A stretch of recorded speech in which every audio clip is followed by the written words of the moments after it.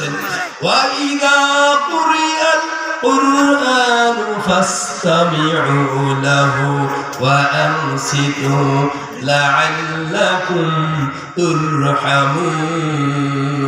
আল্লাহ তাআলা বলেছেন যখন তোমাদের সামনে কোরআনের তেলাওয়াত করা হবে, কোরআনের আলোচনা করা হবে, তোমাদেরকে অবশ্যই অবশ্যই নীরবতার সহিত চুপচাপ সহকারে মনোযোগ সহকারে শ্রবণ করতে হবে। বলুন সুবহানাল্লাহ।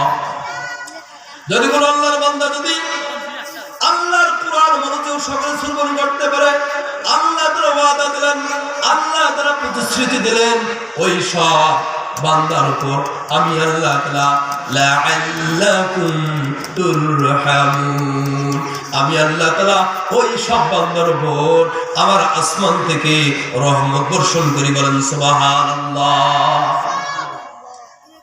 কোরআন শুনতে হবে, আপনাকে আমাকে মনোযোগ সহকারে চুপচাপ নীরবতার সহিত শ্রবণ করতে হবে। বলেন না সুবহানাল্লাহ। সুবহানাল্লাহ। ভাইরা আমার, বন্ধুরা আমার, তাহলে আপনাকে আমাকে কোরআন শ্রবণ করতে হবে।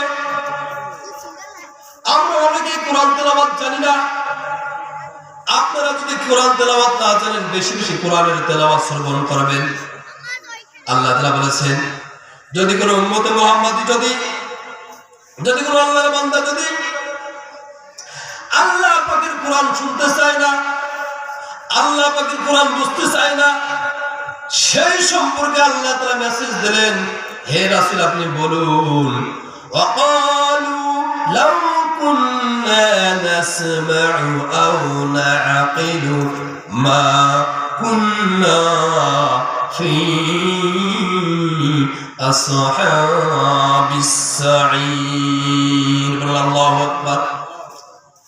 আল্লাহ তাআলা বলেন, হে রাসূল আপনি ওইসব বান্দাকে আপনি মেসেজ দেন, আপনার উম্মতকে মেসেজ দেন, যদি কোনো আল্লাহর বান্দা যদি আপনার কোনো উম্মত মুহাম্মাদি যদি কোরআনের তেলাওয়াত শ্রবণ করতে চায় না, কোরআন বুঝতে চায় না, বোঝার চেষ্টাও করে না, কোরআন শোনার চেষ্টাও করে না, হে রাসূল আপনি বলে দেন ওই সব উম্মতে মুহাম্মাদি, ওই সব আমার বান্দা ফি আসহাবিস সাঈর, তারা জাহান্নাম, সাঈর নামক জাহান্নামের অধিবাসী হবে।